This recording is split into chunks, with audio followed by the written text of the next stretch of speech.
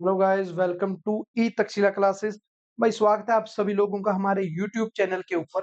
दोस्तों, रिपोर्ट्स और इंडेक्सेस आज का हमारा टॉपिक रहेगा। ठीक है जी। आज रिपोर्ट्स और इंडेक्सेस और गवर्नमेंट स्कीम्स के ऊपर हम डिस्कशन करेंगे। पास्ट 6 मंथ्स के करंट अफेयर हैं ये। तो चलिए जी, करते हैं सेशन को स्टार्ट।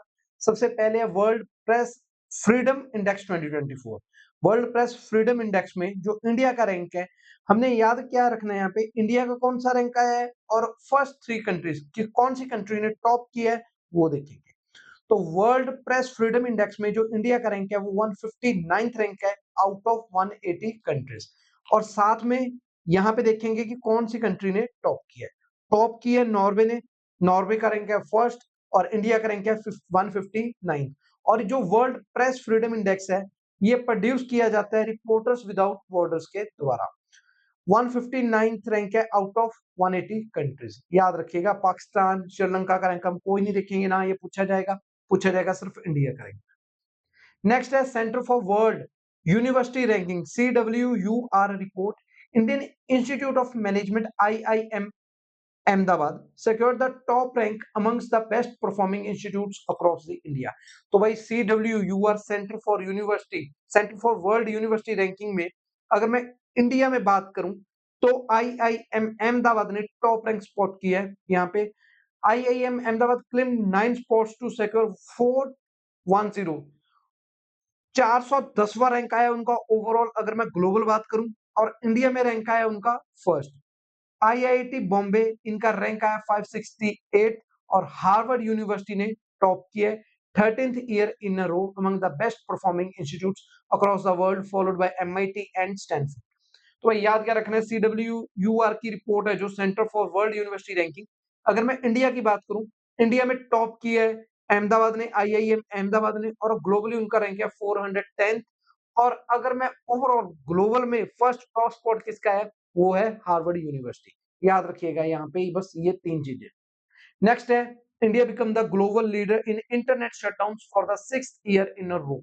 तो भाई इंटरनेट शटडाउन्स की बात करूं, वहां पे सबसे ज्यादा टॉप पे सबसे ज्यादा इंटरनेट शटडाउन इंडिया में हुआ है।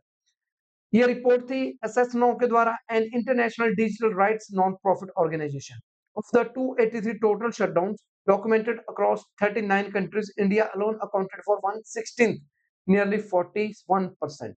तो भाई क्या मतलब है यहाँ पे, जो ये रिपोर्ट है एक्सेस नाउ के द्वारा उन्होंने बताया गया कि टोटल 283 शटडाउन हुए थे 39 कंट्री में, जिसमें सिर्फ अकेला इंडिया ही है जहां पे 116 इंटरनेट शटडाउन हुए हैं।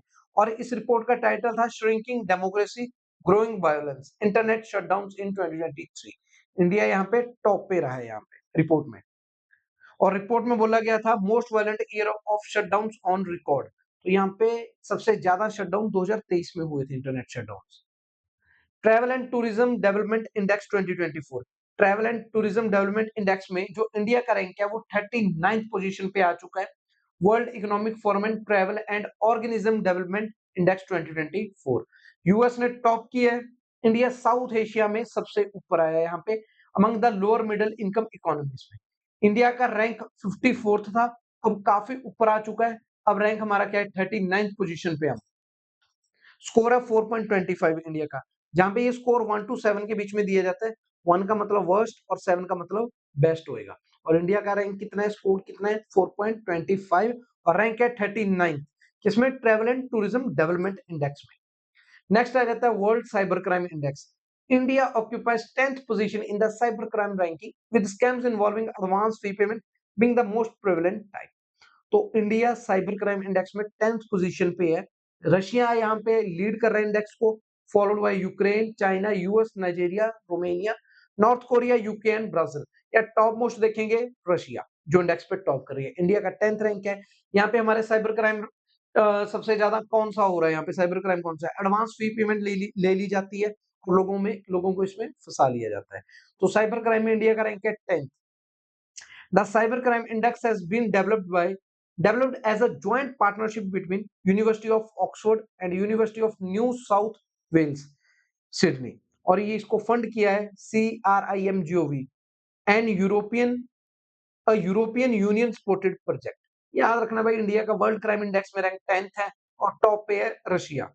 उत्तर प्रदेश लीड कर रहा है जियोग्राफी इंडिकेशन प्रोडक्ट्स में, जीआई टैग प्रोडक्ट्स में। इनके पास 75 टैग्स हैं, GI tags.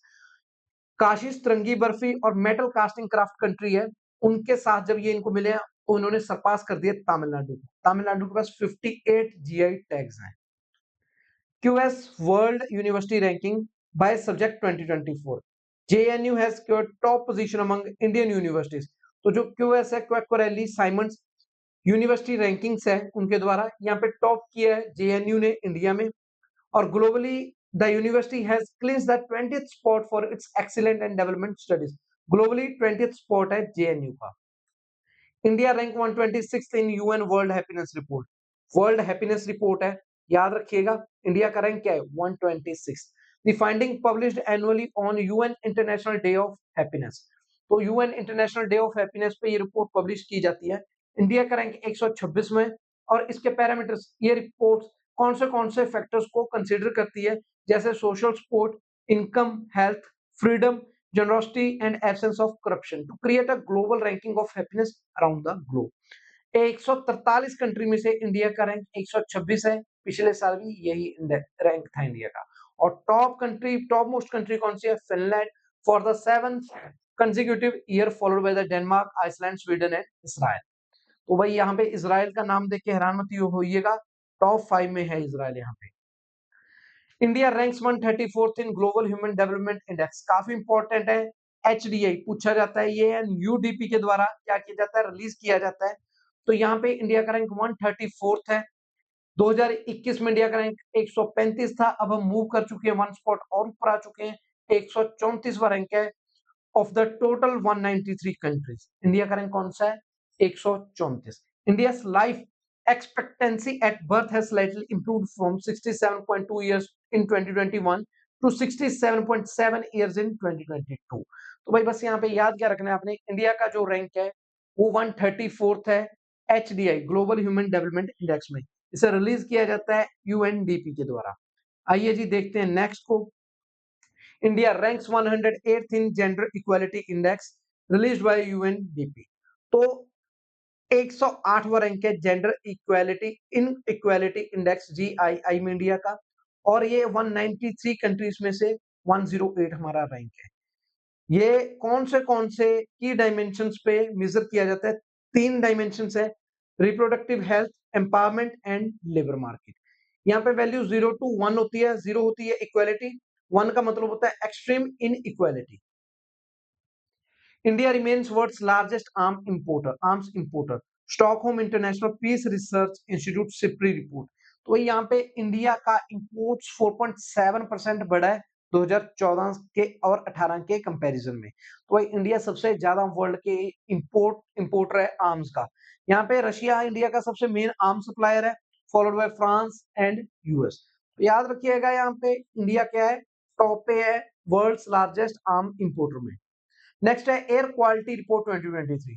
New Delhi world की मोस्ट पॉल्यूटेड कैपिटल सिटी है for 4th consecutive year, as per the report titled world air quality report 2023 by the Swiss organisation IQ air. तो यहाँ पे जो air quality report है उसमें India में New Delhi most polluted capital बनी है लगातार चौथे साल के लिए। India was the world's 3rd most polluted country. Most polluted country में इंडिया तीसरे नंबर पे है, पहले पे बांग्लादेश और फिर पाकिस्तान है। 2022 में इंडिया का रैंक 8 था, अब रैंक इंडिया का 3rd है यहाँ पे। और दिल्ली पॉल्यूटेड कैपिटल सिटी है। बिहार का जो बेगूसराय है world's most polluted metropolitan area बना है यहाँ पे, बिहार का बेगूसराय। नेक्स्ट है cost of living survey. Cost of living survey according to Mercer 2024 cost of living survey, Mumbai क्या है? मोस्ट एक्सपेंसिव सिटी है इंडिया में for expatriates maintaining this position since 2013। 2013 से मुंबई मोस्ट एक्सपेंसिव सिटी है इंडिया में in terms of cost of living survey में। ये report मर्सर्स के द्वारा दी जाती है, मर्सर्स 2024 cost of living survey.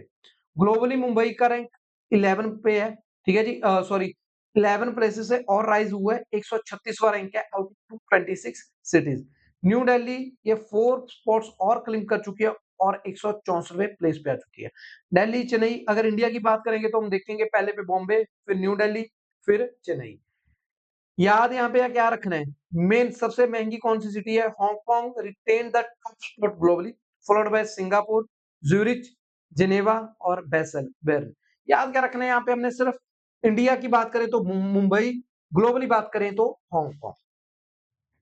Next है global liveability index 2024। Vienna Austria has been named the world's most liveable city for the third year running, followed by Copenhagen Denmark, Zurich Switzerland. तो यहाँ पे ये जो रिपोर्ट है, रिजल्ट्स हैं economic intelligence unit के द्वारा दिए जाते हैं ग्लोबल लिवेबिलिटी इंडेक्स के। वियना ऑस्ट्रेलिया के उस पे टॉप पे चल रही है।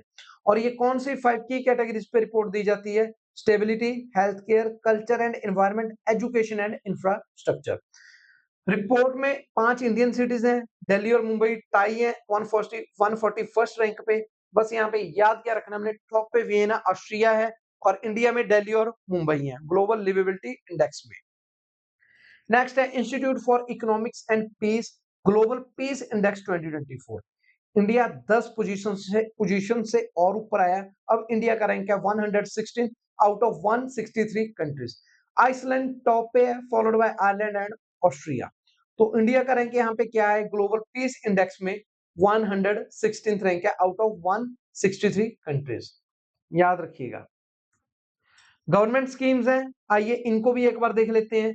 शेरनी, the she research network India SheRNI has been launched by the university grants commission UGC and library network centre. तो ये प्लेटफॉर्म एम्पावर करता है female scientist and faculty members को to establish strong professional networks, fostering collaboration, mentorship and opportunities for career advancement. तो यहाँ पे भाई उनका सारा डाटा मिलेगा ताकि एस्टेब्लिश किया जाए स्ट्रॉन्ग प्रोफेशनल नेटवर्क को। तो ये शेरनी प्लेटफॉर्म है, यहाँ पे जो विमेन्स हैं उनके बारे में सारी इंफॉर्मेशन होगी, जो फीमेल साइंटिस्ट हैं उनके बारे में फैकल्टी मेंबर्स यहाँ पे इंफॉर्मेशन होगी ताकि स्ट्रॉन्ग प्रोफेशनल नेटवर्क एस्टेब्लिश कर सके कोलैबोरेशन के लिए, मेंटरशिप और अपॉर्चुनिटीज फॉर करियर एडवांसमेंट। तो ये किसके द्वारा लॉन्च किया गया है, यूजीसी और लाइब्रेरी नेटवर्क सेंटर के द्वारा। नेक्स्ट है PM Modi inaugurates cable stayed Sudarshan सेतु ब्रिज इन गुजरात। तो पीएम मोदी द्वारा उद्घाटन किया गया है सुदर्शन सेतु ब्रिज का गुजरात में। ब्रिज को बोला जाता है signature bridge, has been renamed as Sudarshan Setu और सुदर्शन ब्रिज। इसे पहले सिग्नेचर ब्रिज बोला जाता था, अब नाम क्या है इसका, सुदर्शन सेतु और सुदर्शन ब्रिज। 4 लेन केबल स्टेट ब्रिज है, यूनिक डिजाइन है। यार यहाँ पे हम कुछ नहीं देखेंगे, बस क्या है, पीएम मोदी ने इनॉग्रेट किया सुदर्शन सेतु ब्रिज को, कहां पे, गुजरात में। Council of scientific and industrial research CSIR as a part of Earth Day celebrations क्या किया गया, इंस्टॉल किया गया और एक्टिवेट किया गया इंडिया का बिगेस्ट क्लाइमेट क्लॉक, कहां पे, CISR headquarters building in Rafi Marg, New Delhi. The event signifies CSIR aim to spread awareness about climate change and its ill effects। तो भाई CSIR हेडक्वार्टर्स जो बिल्डिंग है रफी मार्ग न्यू दिल्ली में, वहां पे India biggest climate clock watch को इंस्टॉल और एक्टिवेट किया गया। पीएम मोदी लॉन्च प्रधानमंत्री उच्च उच्चतर शिक्षा अभियान PM Usha eight Mumbai university. तो इसमें क्या किया गया, महाराष्ट्र को टोटल 540 करोड़ उनको दिया गया है अंडर द प्रधानमंत्री उच्चतर शिक्षा अभियान पीएम उषा। यहाँ पे क्या किया जाएगा, इन्वेस्ट किया जाएगा इंफ्रास्ट्रक्चर और academic development higher education institutes. जो ये राष्ट्रीय उच्चतर शिक्षा अभियान है, ये सेंट्रली स्पॉन्सर्ड स्कीम है to fund states UTs and institutions. पहले फेज का जो था वो स्कीम थी, लॉन्च की गई थी 2013 में और दूसरी फेज लॉन्च किया गया था 2018 में। तो यहाँ पे क्या किया गया है, स्टेट्स में यहाँ पे क्या किया जाएगा, फंडिंग दी जाएगी ताकि इंफ्रास्ट्रक्चर और एकेडमिक डेवलपमेंट वहां पे हो सके एजुकेशनल इंस्टीट्यूशन और हायर एजुकेशन इंस्टीट्यूशंस में। तो अभी 540 करोड़ की जो फंड है वो महाराष्ट्र सरकार को दिया गया है। Next, as Central Railway has installed a floating solar plant of 10 megawatt capacity in the Igatpuri Lake located in the Western Ghats, a first of kind initiative by the Indian Railways। तो वहां पे क्या किया गया, install किया गया 10 megawatt का floating solar plant, यहाँ पे इगतपुरी लेक में वेस्टर्न घाट्स में लोकेटेड है, सेंट्रल रेलवे के द्वारा। Union home minister Amit Shah launch किया उन्होंने first ever toll free national helpline for narcotics related issues termed Manas. मादक पदार्थ निषेध असूचना केंद्र और the narcotics prohibition intelligence centre. तो यूएन जो हमारे यूनियन होम मिनिस्टर है अमित शाह, उनके द्वारा ये लॉन्च किया गया toll free national helpline for narcotics related issues. Next है ई किसान उपद निधि योजना। श्री पीयूष गोयल जी जो यूनियन मिनिस्टर है consumer affair, food and public distribution के, commerce and industry and textile के, उनके द्वारा ई किसान उपद निधि डिजिटल गेटवे को क्या किया है, लॉन्च किया गया है with the warehousing development and regulatory authority in New Delhi. इसमें क्या किया जाएगा, फार्मर्स वेयर हाउस में अपनी फसल रख सकते हैं, वहां पे अच्छे प्राइस पा सकते हैं, लोन ले सकते हैं with no collateral, extra security deposit policy can prevent distress sale by the farmers. तो यहाँ पे क्या रख सकते हैं, वो अपनी फसल रख सकते हैं और वहां से लोन ले सकते हैं। तो ई किसान उपद निधि योजना किसके द्वारा स्टार्ट की गई है, Shri Piyush Goyal, union minister for consumer affair. तो भाई ये चीज देख लीजिएगा, पूछ लिया जाता है ये स्कीम कौन सी मिनिस्ट्री के द्वारा लॉन्च की गई है। Sanjnaan app, Manoj Yadav director general है रेलवे प्रोटेक्शन फोर्स के, उन्होंने लॉन्च किया है Sanjnaan app designed by RPF tech team to provide in depth information on 3 new criminal acts. 3 नए क्रिमिनल एक्ट्स के ऊपर ये इन डेप्थ इंफॉर्मेशन प्रोवाइड करवाएगा। भारतीय न्याय संहिता, भारतीय नागरिक सुरक्षा संहिता एंड भारतीय साक्ष्य अधिनियम बीएसए। तो इनके ऊपर ये इन डेप्थ इंफॉर्मेशन प्रोवाइड करवाएगा संज्ञान ऐप। नेक्स्ट है Swayam plus platform. Union minister of education and skill development and entrepreneurship Dharmendra Pradhan launch the Swayam plus platform to offer courses developed collaboratively with the industry. तो भाई जो ये स्वयं प्लस प्लेटफॉर्म है ऑपरेट किया जाएगा आईआईटी मद्रास के द्वारा। इसमें क्या है, एम्प्लॉयबिलिटी को बूस्ट करने के लिए यहाँ पे कोर्सेज मिलेंगे, मल्टीलिंगुअल कंटेंट मिलेगा, एआई गाइडेंस मिलेगी, credit recognition, pathways to employment developed in collaboration with the companies like Larsen Turbo, Microsoft, Cisco and others। तो स्वयं प्लस क्या है, एक प्लेटफॉर्म है जहां पे आपको एक ही प्लेटफॉर्म पे ये सारी के सारे कोर्सेज वहां पे मिलेंगे ताकि एम्प्लॉयमेंट लोगों को मिल सके इजीली। नेक्स्ट है PM Modi to inaugurate India longest sea bridge Atal Setu in Mumbai. इसे मुंबई ट्रांस हार्बर लिंक भी बोला जाता है। ये ब्रिज ऑफिशियली अटल बिहारी वाजपेयी सेवरी नामा शिवा अटल सेतु के नाम पे रखा गया है। Officially named the Atal Bihari Vajpayee Sewri नामा शिवा अटल सेतु। लॉन्गेस्ट ब्रिज है इंडिया में और लॉन्गेस्ट सी ब्रिज भी है इंडिया में। एक तो एक लॉन्गेस्ट ब्रिज भी है और साथ में ये लॉन्गेस्ट सी ब्रिज भी है। कॉस्ट नहीं देखेंगे, कितने किलोमीटर है ये नहीं देखेंगे, बस क्या देखना है हमने, लॉन्च किया है, इनॉग्रेट किया है इंडिया का लॉन्गेस्ट सी ब्रिज अटल सेतु, कहां पे, मुंबई में। सक्षम ऐप इलेक्शन कमीशन के द्वारा अरेंजमेंट्स बनाई गई थी, जो अपकमिंग लोकसभा इलेक्शन थी उनमें डिसेबिलिटी फ्रेंडली एक्सरसाइज थी कि जो लोग वहां पे वोटिंग के लिए आएंगे उनको वेरियस सर्विसेज प्रोवाइड करवाएंगे, जैसे उनको व्हील चेयर, जो लोग चल नहीं सकते तो उनको जो रजिस्टर्ड वोटर्स होंगे उनको ये सारी चीजें व्हील चेयर अवेलेबल करवाई जाएंगी। पीएम सूरज पोर्टल, प्रधानमंत्री सामाजिक उत्थान एंड रोजगार आधारित जन कल्याण नेशनल पोर्टल, उसका उद्घाटन किया पीएम मोदी के द्वारा। क्या है ये जो 1 लाख एंटरप्रेन्योर्स होंगे डिसएडवांटेजेस सेक्शंस के, उनको क्या करवाया जाएगा, उनको एम्पावर किया जाएगा। शेड्यूल कास्ट और शेड्यूल ट्राइब्स के होंगे जो, उनको लोन प्रोवाइड करवाया जाएगा 1 से 15 लाख तक का। Ministry of social justice empowerment is the nodal ministry. तो ये 2 पॉइंट जरूर देख लीजिएगा, कौन सी मिनिस्ट्री के अंडर आ रहा है ये, ministry of social justice and empowerment. उद्घाटन किया गया पीएम मोदी के द्वारा। 1 से 15 लाख का लोन प्रोवाइड किया जाएगा जो शेड्यूल कास्ट और शेड्यूल ट्राइब्स के और बैकवर्ड क्लासेस अदर कम्युनिटीज के जो लोग होंगे, ताकि वो अपलिफ्टमेंट हो सके उनकी जिंदगी में भी। प्रोजेक्ट उद्भव, इंडियन आर्मी चीफ ने अनाउंस किया प्रोजेक्ट उद्भव को। Historical patterns in Indian strategic culture, इसमें क्या होगा प्रोजेक्ट उद्भव में, इंडियन आर्मी एक्सप्लोर करेगी एंशिएंट वॉर टैक्टिक्स को, स्ट्रेटेजीज को, जो एंशिएंट टेक्स्ट जैसे हमारे वेदास, पुराण, महाभारत इनमें दिए हुए हैं, मेंशन किए हुए हैं। तो उन सारी टेक्निक्स को क्या किया जाएगा, इंडियन आर्मी के द्वारा अपनाया जाएगा। It is an initiative of the Indian army and United service institutions to rediscover the rich Indian military heritage of statecraft and strategic thought derived from ancient text on the statecraft, war, diplomacy and grand strategy। तो भाई ये project उद्भव यही है कि जो ancient techniques हैं, tactics हैं, उनको क्या जाएगा, अपनाया जाएगा स्ट्रेटेजीज।